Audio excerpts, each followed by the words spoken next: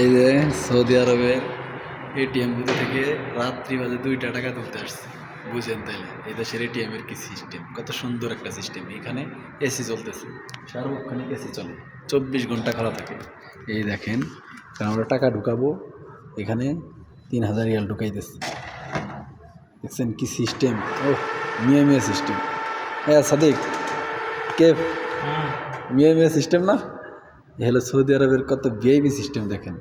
1 সেকেন্ডের জন্য কারেন্ট জানা, আমাদের বাংলাদেশের মতো না, ঠিক আছে? এটা সৌদি আরব মানে আমেরিকা।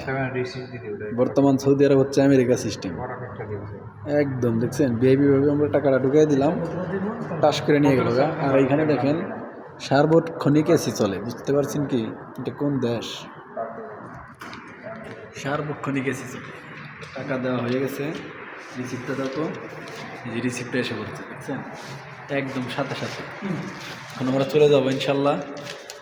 তো একটা ব্লগ ভিডিও করলাম, সৌদি আরবের অবস্থাটা দেখাইলাম। এই যে এখানে আমরা আসছি, সার্বক্ষণিক খোলা থাকে। ওই যে বাঙালি দুজন আসছে, সুন্দর সিস্টেম একদম ভিআইপি। হ্যাঁ সালমান না এটা? ও ওয়েলিংম্যান। চলে যাচ্ছি। ব্লগ একটা হইলো মিনি ব্লগ। সবাই ভিডিওটা শেয়ার করে দিবেন। ধন্যবাদ সকলকে।